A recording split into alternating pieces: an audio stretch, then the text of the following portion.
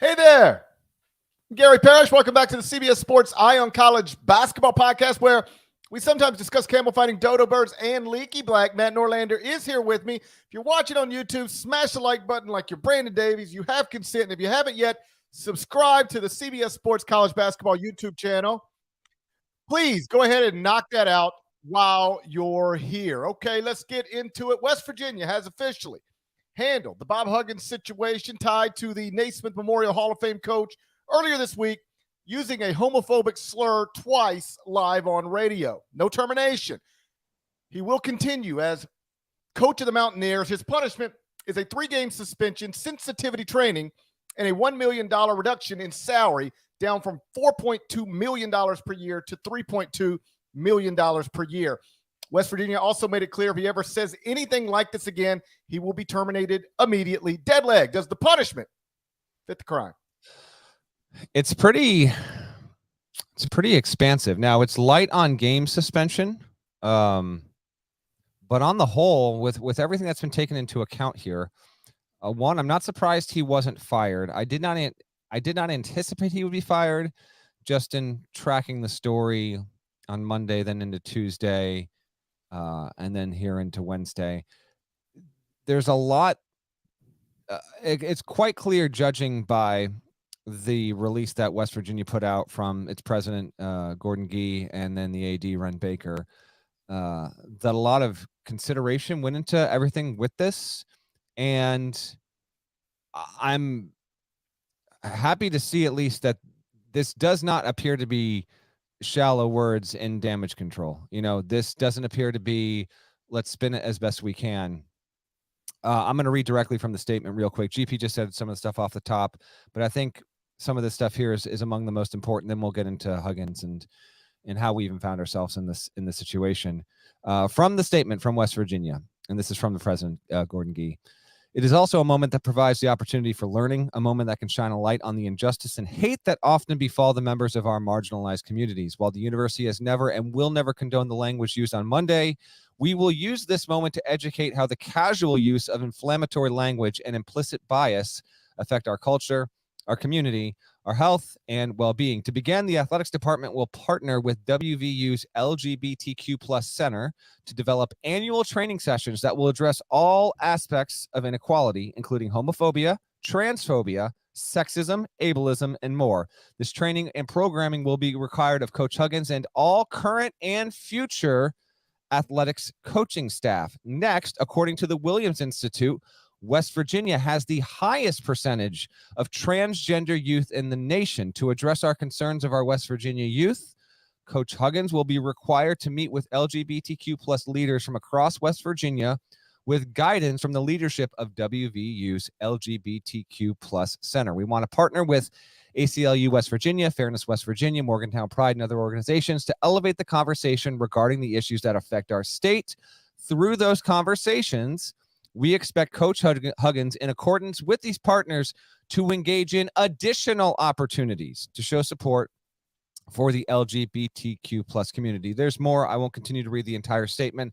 I thought this was extremely important. Huggins is also going to donate to Xavier, in addition to making anti-gay, homophobic comments. He did also make comments against Catholicism and Catholics there, and the backdrop of him having coached at Cincinnati, and just I still can't believe we're in this situation in 2023 talking about a situation like this, but yet here we are. Huggins is now going to go from a multi-year contract down to a year by year, and he is getting $1 million chopped off his salary. This was a no-brainer. I said it on HQ earlier in the day before it was official. I'm glad to see it. That money is going to be used directly to uplift and benefit these organizations that is specifically in the LGBTQ plus community, which is very nice to see. Huggins had a long statement. Says, I have no excuse for the language I used, and I take full responsibility. There were cries for him to be fired. There were cries for him to resign. I don't necessarily disagree with those on face value, but I do think what we have here is a genuinely, Gary, it's a genuinely great opportunity to take a horrible situation and actually provide tangible learning steps moving forward and not have this just be, man, Huggins said that one awful thing. Remember when Huggins said that thing? And then, a week goes by, months go by, and everyone's just kind of forgotten about it and whatever. No, this can actually be something that can be used to positively impact members of a marginalized community at a time when obviously, very inflammatory speech and hate crimes and hate speech, anyone listening to this podcast, it has to be all too aware of just how the temperature in the proverbial room has increased and not in the right way, particularly in the past few years. So I think that West Virginia, on the whole, handled this about as well as it could have, shy of actually severing from its alum Hall of Fame coach, who is quite obviously in the winter of his career. What are your thoughts on what West Virginia put out here on Wednesday, GP? Okay. As you're talking, a few things occur to me. One, you called me Gary. I don't think I've ever heard you call me Gary. That's incorrect. I've clearly called you Gary before. That's your name. But normally I call you Parrish. Yes. It was startling to me. I don't remember. I'm usually GP or Parrish to you. That's true. And you rarely call me Matt, but yes. But you know what? Yeah, maybe I did on some level because this is a very serious topic, and so I went first name for the. I understand. Okay, that makes sense. That might have been yes. Yeah, like as I was making notes, because we will talk about some other serious things later. I actually put a note in my file. Don't call him dead leg. That might seem inappropriate in this moment. So, or inappropriate at the top of the show. So yeah, here we go. Yeah, no, I meant as I'm getting into the Denny Crum part. Don't say, "Hey, dead leg, what do you think about Denny Crum?" Just like keep it. The man is actually passed. Yes, that is a good idea. You'll be Norlander when we get to that part. Couple of things occurred to me. I don't. You don't normally call me Gary. That stood out. The other thing is that I just realized you and I have not talked about this yet at all. Okay, so I want to take this in chronological order, like in the ways that it happened, because this all happens a couple days ago, and it's like, what? Because I had some people, like the audio starts circulating on Twitter, and I ain't saying nothing about it. And I don't think you said anything about it, and I don't think most people who cover our sport had said anything about it, tweeted anything about it. And I don't know what your mentions look like, but people started tweeting me. Like, so you're just going to ignore the Bob Huggins stuff? I'm not ignoring anything. Here's the truth. I don't know if that's real audio. Because, what? Like, are we sure that's actually Bob Huggins? I mean, I know it sounded like it. Or is it somebody impersonating Bob Huggins, getting one over on some local radio guys in Cincinnati? That is a thing that happens sometimes. Somebody just randomly at the golf course the other day told me they heard that a fake Tucker Carlson called into Alex Jones and had Alex Jones tricked for like 12 minutes, thinking it was, I don't know. I don't live in that world, but like those things do happen. That's what, so first thing I wanted to know, is that really Bob Huggins? Then of course we get confirmation that it was. And I write the column that I write. We'll get to that in a minute. But when I tweet the column, I don't remember the exact wording, but it's something like Hall of Fame coach Bob Huggins went on live radio in Cincinnati and said a homophobic slur twice. Why? And then here's something, boom, boom, boom, boom, boom, boom. And then my mention started getting people responding to that why in the most simplest, incorrect way. It was like, I know why, because he's a homophobe. That's not what I meant. For the sake of the conversation, let's just say that it seems obvious that Hugs does use that word in his day-to-day life, or that ain't the first time that word's ever come out of his mouth. I bet it's not the first time this year that word's ever come out of his mouth. He was clearly comfortable saying it. It was not a slip up. He said it intentionally. He used that word intentionally. What I meant when I asked why is like, what led to him saying those words? Not his core beliefs, but even somebody who is an actual homophobe knows that you can't go on live radio and say that word without consequence if you have something to lose. Like, I guarantee you Bob Huggins is not, if for the sake of the conversation, you want to label Bob Huggins a homophobe, fine. I bet you if he is one, if he is that, he's not the only famous person who is. Probably not the only famous basketball coach who is. I guarantee you there's a leader of a prominent American company right now who you could reasonably label as a homophobe. Here's my point. even that person knows you cannot go on live radio and say that word or you will lose your job. So what I mean when I say what, why, how, I don't mean like this isn't Bob Huggins sitting in his garage talking to his buddies. He's on live radio. So what led to him being so comfortable to say this on live radio? And I still don't know that we have an answer to that. Do you have an explanation for that? No, we don't have an answer or an explanation to that. So let me say this. I think it's got to be one of two things. Mm-hmm. The first one is obvious. He had been drinking, and he was a little loose with his words, a little too comfortable. That is, as a drinker, I can tell you from experience, when you are drinking, you might take a conversation a place that otherwise might not go. You might take a situation to a place that otherwise might not go. Alcohol does a lot of things. I personally enjoy it, but have I ever said anything while drinking that I would not say if I were sober? Of course. And to be clear, I don't mean gay slurs or racial slurs or anything like that. I just mean like slightly inappropriate stuff about, like it just, or things that I wouldn't normally say to somebody, but I'm saying it to them now because I've been drinking. So the obvious explanation, or at least one on the list of things that could have led to this moment, is like he had been drinking. The other one is he didn't know he was on live radio. He simply was not aware. Either that they were putting him on live radio, or that he was on live radio in that moment. You go on radio shows all the time. I host one. I go on as guest. Sometimes a host will talk to you off the air. I don't do it because I don't like to do it. I don't want to talk to my guest until we're live on radio, if only because I don't really see any point in it. I don't need to. But other hosts do. Like I can tell you, a producer will call me. This is a very normal thing. Producer will call me and say, hey, is now still a good time for you to come on the show? Sure. Appreciate you having me. Okay. The host wants to yell at you real quick before we come back. Okay. Patch him in. GP, hey, so off the record, let me ask you about this before I get you on the air. Are you comfortable answering this question? Whatever. So these types of things happen.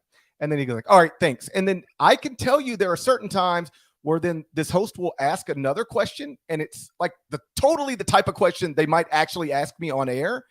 And I answer it. And in that moment, I'm like, are we on or not? Are we still off the air, or are we now on the air? I'm a little confused. That happens in radio. And so I wonder if that was a factor here. If he simply didn't know he was saying what he said on live radio as much as he thought he was saying what he said privately to two buddies. What do you make of that? Both of those, either of those could be true. Both of them could be true at the same time. It could have been scenario that's the other thing. They could both be true. Correct. And having heard from people in the basketball community, that has been obviously an immediate topic of speculation, which also doesn't necessarily reflect well on Bob Huggins either, as an aside. Oh, by the way, but he the AD Ren Baker, there was some sort of golf event happening. He might have been on the course when all this happened. Whatever. Obviously, the fact that he said it is atrocious, and the path that got him there. Yes, there's a curiosity in terms of how that happened, but it doesn't matter. He said it was caught, and absolutely he's deserving what's coming his way. I will say on this whole general topic that's happening, this feels like something out of like 2002. Like the fact that this happened and a coach said this over the air in 2023 is mind-blowing to me. Mind-blowing, okay? Bob Huggins still has all of his faculties, all right? And go ahead. Well, that's what I mean. So sometimes you can rule out things just because that's not what really happened. So I don't know what the actual explanation is, but Huggs has been speaking publicly for 4 decades. All right. He's never done anything like this. Mm-hmm. And that's why I think the one thing you can rule out is that he knew he was on live radio and he was completely sober and he said what he said. There is no way that's the truth. No way that's the truth. It reminds me a little bit of what I used to say about Rick Pitino at Louisville. There is no way he knew those sex parties were going on in that dorm. Because if he did, at the very least, he'd say, get them off campus. There's cameras in there. You don't want dancers and hookers walking into dorms with cameras and all that stuff. So take them off campus. There's no way. I'm not saying Rick Pitino never knew anything about anything. I'm just saying there's no way he knew that was happening in that dorm named after his brother and late brother-in-law, because he would have put a stop to that, or at the very least moved it. With this, there's just no way a sober Bob Huggins knows he's live on radio and he says what he said. That is not what happened here. So then you're just trying to figure out, well, what actually led to him saying that? And I don't know that it's clear, but the options I laid out are the only ones that make sense to me. Yeah, and when he's doing this, I mean, Bob Huggins is also on the radio with, a longtime media member in that area that he has known for decades, and and one of his oldest assistants, I believe. And so the company that he is keeping in the course of this as well is also putting him in a position, whether he knows he's live on the radio or not, where he clearly feels extremely casual and comfortable to openly speak his mind. And in doing so, like, the whole thing's, frankly, it's obviously disgusting. The way the radio broadcast, the guys on the other end started laughing with all this. Well, I can tell you, like, go ahead. In a similar deal, like, I grew up in Mississippi. It might not surprise you to hear that I grew up around the N-word. It was everywhere. And every once in a while, I'll be with my old high school buddies, not often, like people I knew in high school, and I'll be around them and it'll be in their comfortable setting, and that word will still come up. And like, I couldn't imagine saying that. It's weird when you hear a white person say it, but because like, it's just these old, they feel like, because I don't know what they feel like. I just let it go and I need to just keep it moving. But it feels like, 30 years ago in this same circle, that word might get tossed around by me. So I can still say it in 2023, at least around these people I've known forever. That felt like maybe what Bob was doing there, that he fell into a place of comfort with people he's known for a long time. And I take it a step further. I bet you that's not the first time he's ever used that word with those people. Not exactly the largest leap of logic there on that, obviously. And the fact that that is the case is why people were calling for Huggins to be fired to begin with, because if he's really believing this and saying these things, is that someone that you want as, your most prominent public employee in that state, leading, your basketball program and everything that comes with all of that. And the leaders at West Virginia decided, we aren't going to fire him. I mean, I was told on Tuesday that was a highly unlikely outcome, because a lot of the people in power there did not seek to have that be the ending here, and they wanted to work their way around something different. And they came to that. I mean, 3 games is really light to me. Strangely enough, West Virginia, I believe, was the first power conference team to release its schedule this offseason. So we already, there's many schools, almost every school at this point has not released its non-conference schedule. West Virginia actually already has. So we already know the games he's going to miss. And wouldn't you be shocked to learn these aren't exactly the most high consequence games, and they're all at home. Missouri State, Monmouth, and Jacksonville State will not see Huggins on the sideline, but he'll be back in time, wouldn't you know it, for the Fort Myers tip-off, where West Virginia will either play Wisconsin or SMU in the first game, and then 2 days later down in sunny Fort Myers, Florida, will play the other team there before they get rolling with the rest of their schedule, including games against the likes of St. John's, the Backyard Brawl against Pitt. There's a high-profile game against UMass still in there, Ohio State as well. So 3 games does feel light. Everything else attached to the punishment I actually find to be the most important, and I think more than symbolic. We have a lot of tangible action here, and I do think that is important. Huggins, I'm not going to sit here and say that he wrote this statement. I would like to believe that part of him genuinely believes this, hopefully. I mean, hopefully so. Like, don't let this be an empty action. Don't let these be empty words. Like, actually try and have some sort of personal growth at this stage of your life and open your mind to this kind of stuff. Hopefully that does wind up happening, which circles me back to my question from you off the top. Mm-hmm. Are you satisfied with everything in totality of what West Virginia has done here and how it handled the situation? Well, let me repackage that, because I don't know that I need to be satisfied. And more, that's fair. Honestly, I don't know what would satisfy me. I'm conflicted on this. It's interesting, by the way.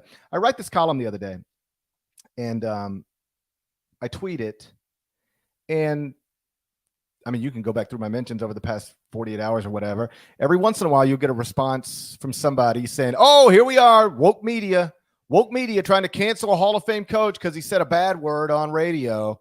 Oh, woke media. Hey, GP, you talk a lot publicly too. You want to go fire Bob Huggins, that's fine, but we'll be waiting for you to slip up next, right? A lot of that stuff. Here's the thing. Go read the column.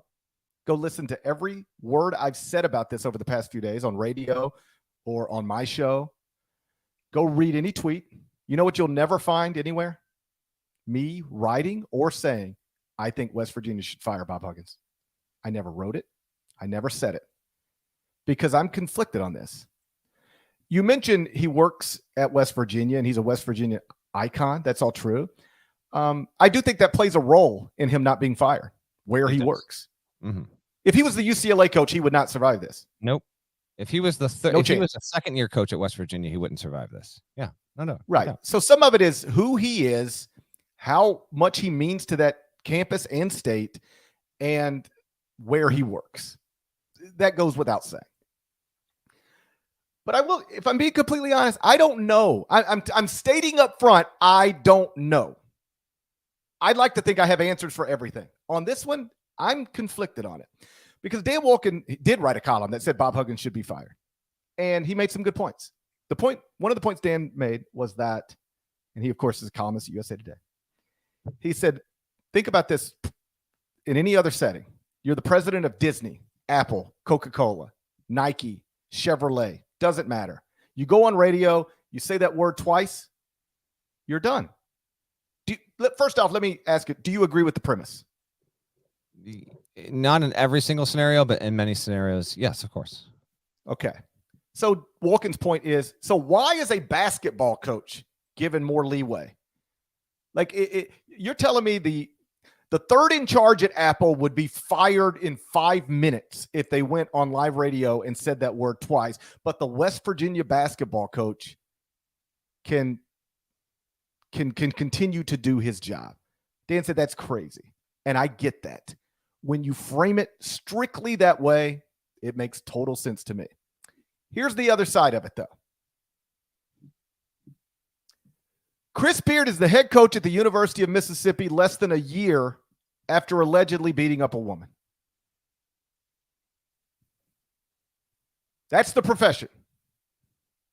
Bob Huggins can't work in that profession? Yeah, I mean, I don't think doesn't justify the other. I agree, but I'm just telling you, like, how do you balance those things? Dave Chappelle in his most recent special had a bit on this about DaBaby. Do you know what I'm talking about? No. Okay, he's a rapper and he's always up to something, DaBaby is. Anyway, the point Dave Chappelle made is that once upon a time in, I believe, North Carolina, DaBaby like actually shot a guy in Walmart, shot and killed him at inside of a Walmart. And as Chappelle jokes, and it did nothing to hurt his career. Not a thing. Didn't damage him in any way whatsoever. Then several years later, he went on stage at a festival, said a bunch of wild anti-gay stuff, and like he was out. Some people won't work with him anymore. He had to cancel shows, the whole thing. So the point Chappelle was making is like, are we really at a point where saying a word is worse than killing a person or allegedly beating up a person? And he just sort of leaves it there and lets everybody take it wherever they want to take it. But I do think it's a reasonable point to make.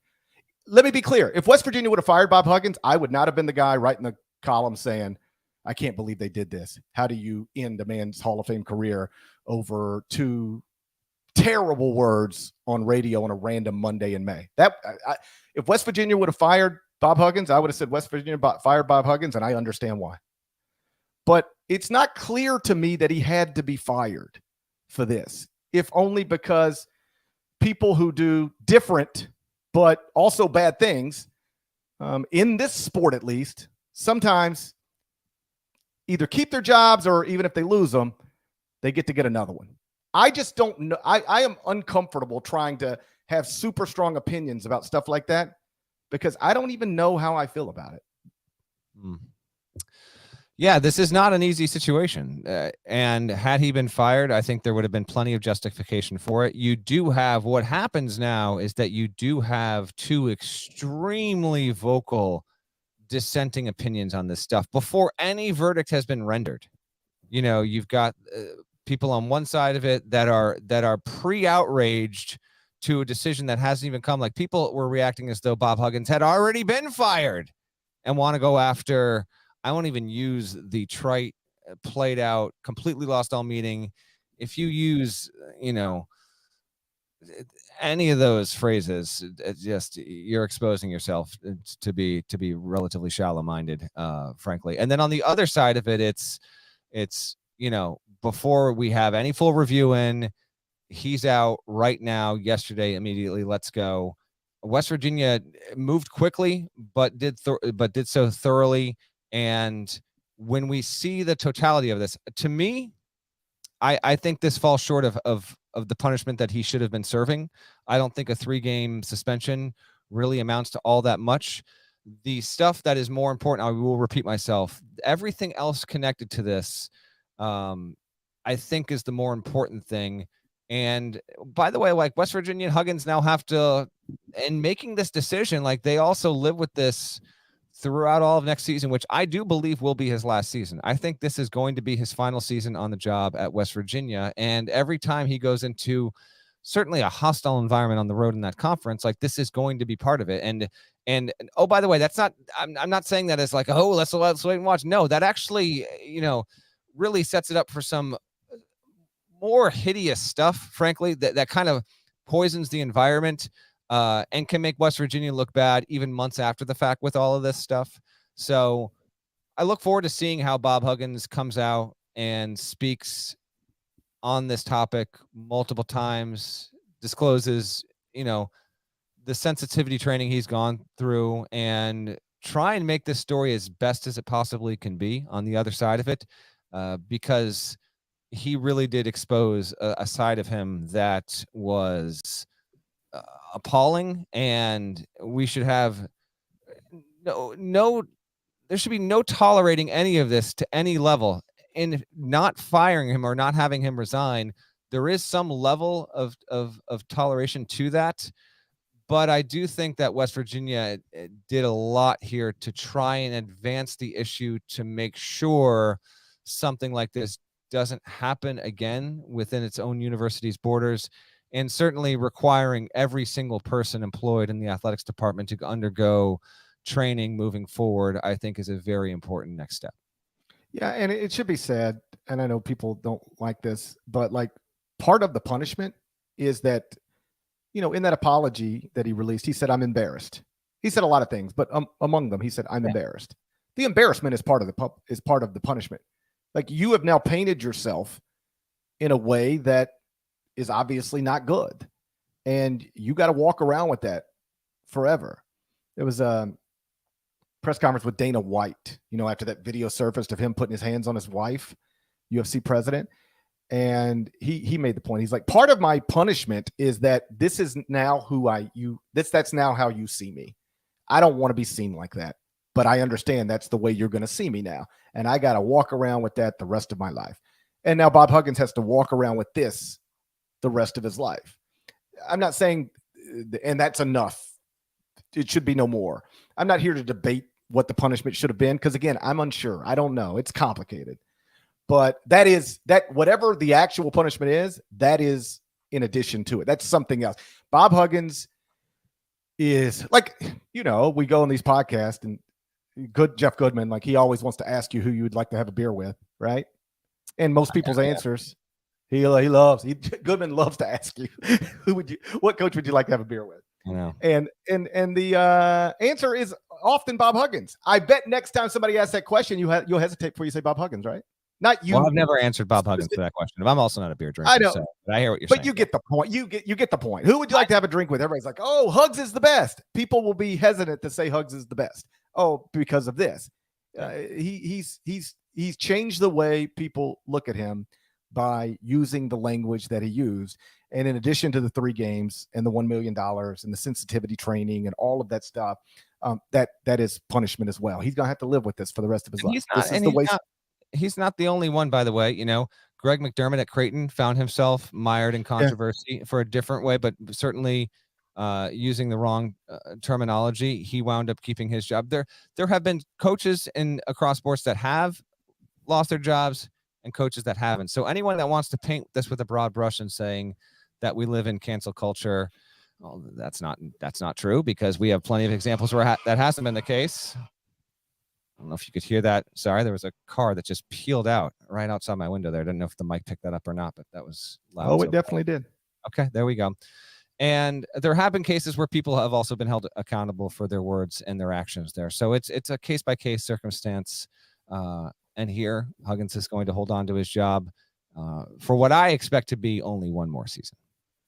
All right, let's move on. Hunter Dickinson finally explained publicly why he decided to leave Michigan. We're going to get into that next. But first, a word from our partners.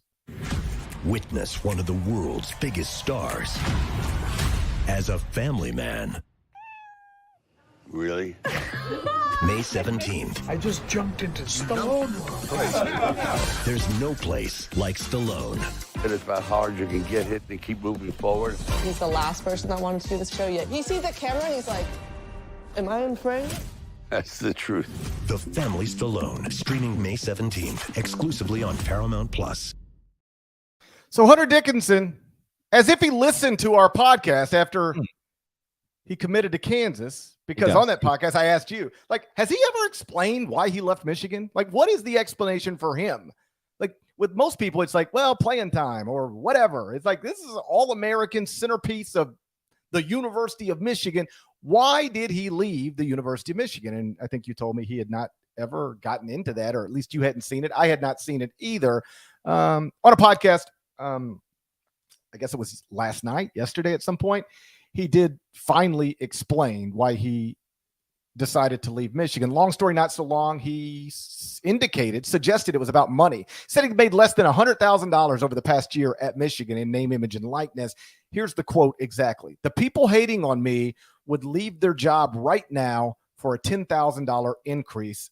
I got at Michigan less than 6 figures. I got less than 6 figures at Michigan for the year. End quote.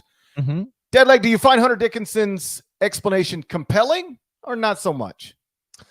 I mean, to a certain extent, sure, it is compelling. It's not surprising. I'm not going to give you the player, but whenever you hear about these NIL deals, always assume that they are inflated, always, and I mean always. There's someone who will be picked. I'm just going to go broad here.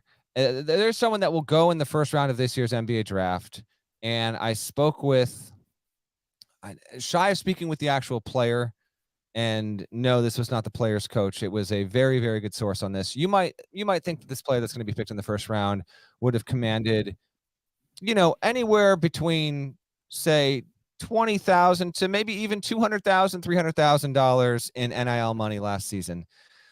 And the fact of the matter is, and the person telling me this has nothing really much to gain from it, but they shared it, and they shared it on background, so I'm not going to reveal who it is.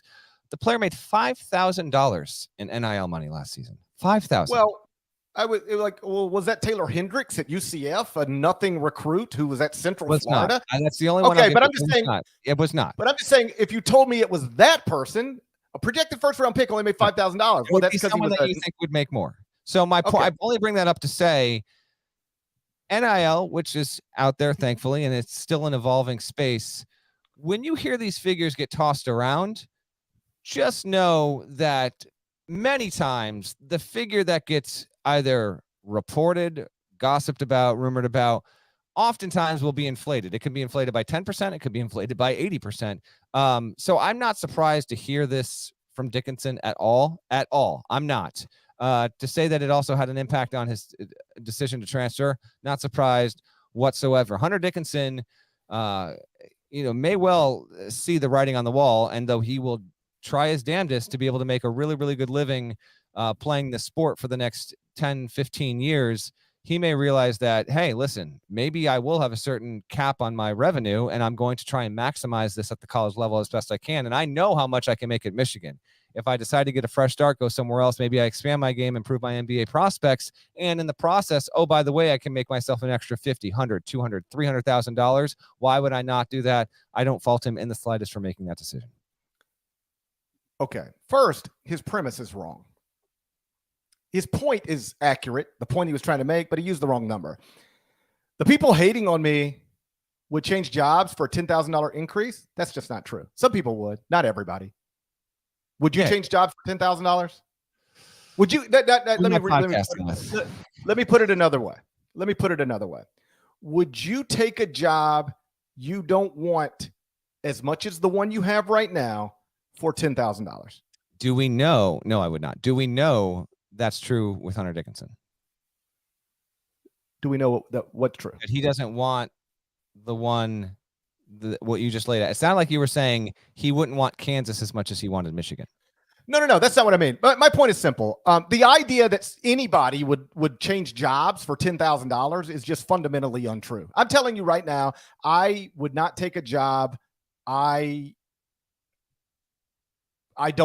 wouldn't prefer to this job for $10,000. I just would. In fact, never mind. I'll just say that I would not change jobs simply for an extra $10,000. It would have, for me to change jobs for $10,000, it would have to be a job that I already want to take anyway, and I'm just getting an extra $10,000 out of it. Now, so the number he used, that's not right. But let me put it another way.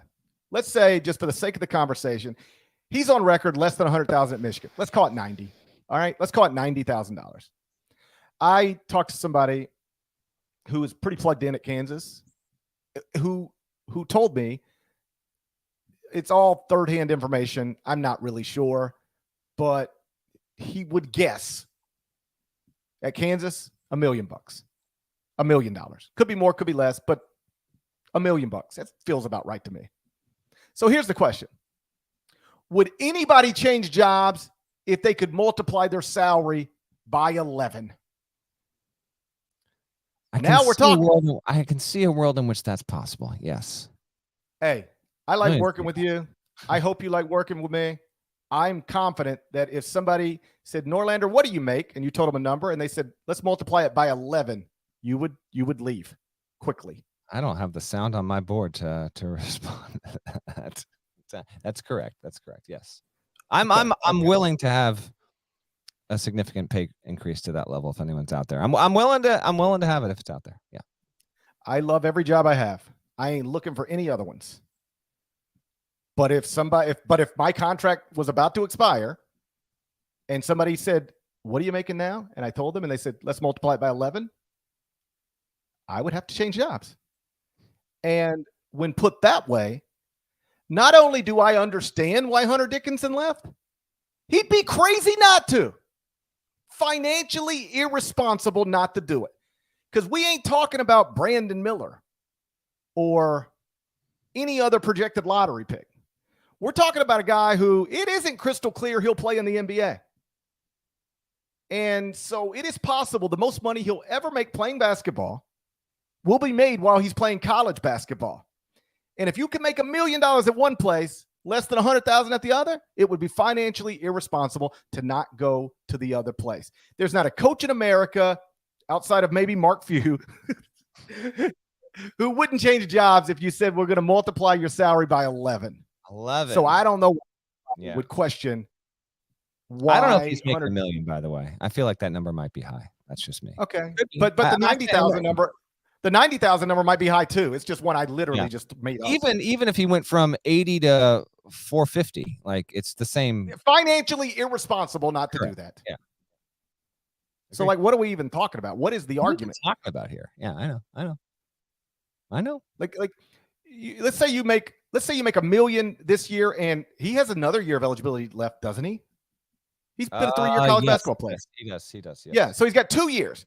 So let's say at Michigan, you could make a little less than 200,000 over 2 years, or at Kansas, you could make a little less than 2 million. You could pay off your parents' house. I don't know his family situation, but you could pay off your parents' house. You could buy your own house. You could invest. Whatever. It would be financially irresponsible for him to not make a move under those circumstances. So again, not only do I understand it, I think it'd be crazy not to do it. And if you're Michigan, you just got to. If I'm Juwan Howard, I'm not bothered by that quote as much as I'm sending it to every one of my boosters. This is the world we're living in now. You guys want to help me keep our All-Americans or not? Because if you don't, this is what's going to happen every year. Yeah, that's the subtext to it. Interesting. Again, Hunter Dickinson can speak as often as he wants about his decision here because every time he seems to, it just keeps that content machine moving, man. I want to see, aside from all of that, I want to see how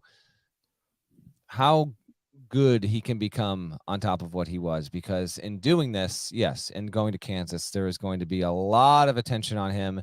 And this is part of it. Like him speaking out on this. Hey, Nigel Pack, we knew the number. And he, you know what? I'd say he pretty much close to lived up to that. He's got year 2 coming up, by the way, of that 2-year contract there. He helped you get a Final Four. Money well spent. Yes, and Dickinson is in playing at Kansas, yes, you open yourself up to plenty of attention and praise or criticism, depending on how you play. I try to not get caught up in the comment section, but it just like actually bothers me when people think you say something that you didn't actually say. Like a little bit like the whole Bob Huggins thing. I got all these people in my mentions talking about, woke liberal GP wants to fire Bob Huggins. Never said it. Never wrote it. Never said they should do it. Never wrote that. The way I ended the column is by saying Bob Huggins has now put himself in jeopardy of maybe losing his job.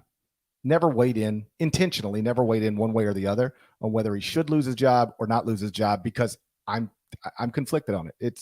That's a tough one for me. And before I'm out there writing, this man I've known for 20 years and an icon of the sport should never coach again, I want to make sure that's actually the way I feel. And I was conflicted on it. Different point, but similar thing. I got people in the comments now saying $10,000 would, if you make $20,000 a year, you would change jobs for $10,000 more. Okay, but that's not what I said. I didn't say nobody would change jobs for $10,000. Some people would. I said not everybody would. Hunter Dickinson said the people hating on me would leave their job right now for a $10,000 increase. I promise you there's somebody hating on him who would not leave their job for a $10,000 increase. I'm taking the quote as it was presented and saying technically that's not true. What he should have said is if somebody offered you 10 times what you're making now, you would change jobs, because that is true. I recognize some people would change jobs for 10,000. I'm just saying Hunter Dickinson said everybody who's hating on him would do it for 10,000, and that's just not correct. Carry on. That's pretty much all I got. John Wooden, by the way, his salary, $40,500 in his final year in 1975. He could have commanded a large one. He did not ask for a $10,000 raise, although UCLA should have given it to him. You know who also coached with John Wooden? That's right, Denny Crum. Some sad news from earlier in the week, Norlander. Denny Crum, Louisville's former Hall of Fame coach who guided the Cardinals to 2 national championships, died at the age of 86. Yes, I'm the one of us who grew up on the Metro Conference, but you wrote the obit, so I'll let you take it. I mean, do I need to take it? You did grow up on the Metro. You grew up. I will tell you this. Okay. Denny Crum yes. has been a figure in my life for as long as I can remember. He was the first coach that I could have hated because of the Memphis State Louisville rivalry. There. Okay. I mean, in the way that you hate, like there are Lakers fans who hate the Draymond Green. I don't know Denny Crum. I've been around him. I don't know him. At this age, I have no ill feelings about him at all. But like 7-year-old Gary Parrish, 9-year-old Gary Parrish, 12-year-old Gary Parrish hated Denny Crum. There were bumper stickers in Memphis in that time. Crum is a bum. You would actually see that on cars. I think Crum is a bum. I think you once had that on your laptop, actually. I was the Gus Ayers for Lovers guy. You were the Crum is a bum guy on your laptop. Yeah. The Crum is a bum. That was a bumper sticker. Jack Eaton, who used to be the voice of the Tigers, famously said one time, if the Soviets were playing Louisville, I'd have to root for the Soviets. That's how intense that rivalry was. So I grew up hating Denny Crum. But obviously, then you grow out of that nonsense and you just respect him as one of the all-time great college basketball coaches, 2 national championships. And I was lucky enough that, every once in a while in my career, I've had these moments where I go, this is wild. Like if you would have told 8-year-old me this would be where I'm at right now, this is wild. And one of those moments for me, several years back, I'm speaking at a coaching clinic out in California. Who said and that? The premise, probably Pete Thamel. It's probably Pete. Pete probably turned them down, and then they called me. That would make sense. And it was like, hey, coaches and relationships with the media. And so there was a panel. I think it was 4 of us. I don't remember who the other media member was, but it might have been Jeff Goodman. But the 2 coaches should have been Pete Thamel and Jeff Goodman, but I think it was me and Goodman. It could have been, I don't know. But the coaches were, I believe, Jim Herrick and Denny Crum. So I'm sitting on a stage at a table with Denny Crum. And I was like, this is the wildest thing. I grew up with like neighbors who had Crum as a bum bumper stickers. And now I'm sitting here at the round table, didn't you? I don't think I ever brought it up to Denny, but I won't bore you with the long story. But it was just one of those moments for me where like, this is cool. That guy, I don't remember basketball without that guy being a part of it. I don't remember the world without that guy being a part of it. And now I'm sitting here with it. It's kind of a cool, like, I don't think I actually called my parents, but like that went through my head. Like, boy, my parents would really probably like a picture of this. Their son sitting on stage with Denny Crum. That's good stuff, GP. He won almost 70% of his games at Louisville. He won 675 out of his 970 games, won the national title in 1980 and 1986, carried with him, just a couple novels worth of stories because he played for Wooden. Then he coached with Wooden, coached Lou Alcindor, on the bench there, helping the UCLA dynasty at its absolute peak. And then in 71, he almost does the reverse Wooden in that Crum was born and raised in California, went to school in California, coached in California, and then he goes to the Midwest / South, however you want to designate Louisville in general, and builds up his legacy there. Wooden, of course, from Indiana, played at Purdue, goes out to the West Coast and winds up building up his legacy there. And we're all familiar on this podcast just of what we think about John Wooden and his standing in that program's history, of course. And ironically, as I noted in the obit, they both stopped coaching at the age of 64, but under very different circumstances. John Wooden, and you and I were not there, but I'm going off of what I've read over the years. It basically lands out of the blue. There was no one dropping. I was there. You were very much not there. You were only like 7 at that point, so I don't think you were there. So yeah, I had a big wheel. It had a Crum as a bum bumper sticker, and I pedaled it out to California. Where was it? Yeah, okay. That's actually not where this happened. 1975. Final Four took place. Trivia time. What city? The 1975 Final Four? 1975 Final Four got wrapped up. Actually, you were right. Was that the one in Lowell, Massachusetts? It was San Diego, California. So you were right. Your blind guess was correct. Anyway. Yeah, I pedaled to San Diego. Wooden beats Crum's Cardinals in the semis. And then after that game, he says, oh, by the way, one day there's a guy, his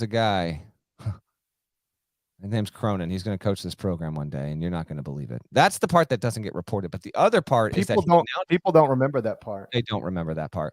He said, there's this guy Cronin, and listen, he's going to make me look like a JV coach. All right. Mm-hmm. He also announces, all right, after the title game, that's going to be it for me. Wooden retires at 64 years old of his own accord and at the peak of his powers, essentially. That didn't happen for Crum. Crum was effectively pushed out of the job because the final couple of years of his tenure there at Louisville were the worst of his 30-year run. But as I noted in the obituary, and kind of speaks to why, this is such a sad week for college basketball and obviously those around that city and that community. The greatest coach in the history of that program just died, and he's going to almost certainly always be remembered as that. His name is on the court. That's almost certainly never going to change. He spent his entire head coaching career in one place, won 2 national championships, took him to 6 Final Fours. It's because of Denny Crum that Louisville, without a doubt, is one of the 10 best programs in the history of the sport. And I saw Bomani Jones tweet that it's Louisville and maybe not Georgetown that actually has the case to be the program in men's college basketball in the 1980s. Louisville did win 2 titles there. Georgetown had the one, obviously, in 84 or 85. And so 84. Villanova's 85. Villanova's 85 beat Georgetown. Georgetown won 84. NC State 83, UNC 82, which I thought was interesting. I wanted to actually, as someone who grew up on the Metro, but also has spoken frequently about Big John and Georgetown. Again, you've got like 13 years on me at this point, so your memories are a little more clear on this. Was Louisville the program of the 80s, or do you think it was Georgetown? Because I think they could have a 1A, 1B, but if you had to lean one way or the other, which one would you go with? Georgetown just and I don't have the numbers in front of me. So I'm not making a numbers argument. I'm just making my memory of it was like Georgetown was just a monster of a program. And I wonder how much of that was just the physical presence of Patrick Ewing and Big John. Like both of these guys are just big guys. And and they seemed physically overwhelming as a basketball program. I was much closer to the Louisville stuff because it was Memphis State and Louisville battling in the Metro. It's a joke, but I grew up on Memphis State and Louisville basketball. On the Metro, man. I know. I didn't grow up on Celtics Lakers. I grew up on Memphis Louisville, and Denny Crum was obviously a big part of that. And Memphis, Memphis is always considered, at least always in those years, 80s, 90s. They left conferences, then came back together, all that stuff. But Memphis always considered Louisville its rival. But I don't know that Louisville ever considered Memphis its peer, because it wasn't. Louisville was obviously the superior program. And if not the best program of the 80s, certainly one of them. I remember Georgetown being the bigger, badder thing, but I remember Louisville breaking my childhood heart an awful lot. Georgetown made the Final Four in 82, 84, 85 in the 80s. Louisville made it there in 80, 82, 83, 86. So it won more national championships and had more Final Fours. I don't have the total win tallies there. It could be 1A, 1B. But I do think that Crum's greatness, his impact, the way that he lifted up Louisville. Oh, by the way, the Kentucky-Louisville rivalry was resuscitated in the 80s after going, almost 30 years without being played. And planted the seeds for that to be, argue. Kentucky Louisville fans maintain that's the most fiercest rivalry in the sport. They only play once a year and all this stuff, and it's literally state law that they play and all that. But a lot of this stuff, when it was Pitino and Calipari, I think it was the best. Now, with Calipari, Kenny Payne, it doesn't feel. I know, but just, kind of all encompassing, yeah, on a year by year exchange. But the point I'm making here is that Denny Crum, what he did was incredible. And it did end in a way that wasn't the best, but, remembered for being just an absolute gentleman. He went to the tournament in 23 out of 30 years. And a lot of those were before we had 64 teams in the tournament. And Naismith Memorial Hall of Famer. So rest in peace, Denny Crum. He's certainly one of the best coaches of all time. And, on the relative short list, I think there's 12, 13 of them total of people in the men's college basketball arena that has multiple national championships to his name. Shouts to Devin Downey. Shouts to Chester, South Carolina. Shouts to Huck. Shouts to Larnell. Thank you guys once again watching, listening to the Eye on College Basketball Podcast. If you're not subscribed, please go subscribe anywhere you subscribe to podcasts, including Apple Podcasts and Spotify. 5 stars, nice reviews. There's more of us than there are of them. Met a man last night at my son's baseball game. He's in town from Houston visiting some friends. And the friends actually family members. And the family members who he was coming to visit, like, are friends of ours. And so I met this man. Literally, first thing he said to me, even before his name, GP, there's more of us than there are of them. Man. Wow. Did said, you know right. you were meeting this man? Just you didn't know who this guy was? I did not know him, but I was told, hey, so-and-so's friend is listens to the podcast. So can I introduce you to him? That type of thing. I said, of course. Of course. My little guy's already hit a home run. All I right. can talk to people now. Yeah, there you A go. legit home run, all the way to the fence home run. Not playing around anymore. That's what a home run is. I mean, we can go Yeah, inside but the that park. ain't. Yeah. You get that Yeah, needs like a qualifier. That's an inside the Parker. Yeah, that's a different one. Yeah, 6-year-old baseball. You got 6-year-olds out there calling everything a home run. My little guy tried to claim one earlier in the year. I was like, buddy, I ain't trying to break your heart, but that's a single 3-base error. that was not a home run. That's a single 3-base error. Those little 6-year-olds just had no idea what they were doing. They were throwing the wrong ball around like a little bunch of idiots. That was not a home run. Last night, legit home run. More of us than there are of them. Yeah, congrats. More of us. Can't wait till my little guy's one of us. All right. Not rush things here. Can't wait. I actually can't wait. I need to talk with I you. actually want him to be a them for a long time. Okay. Yeah. Oh, yeah. Now the plot and thickens. I need my little guy to stay a them for a while. All right, I feel like that's enough. That sounds good. We'll talk to you again real soon. Bye-bye.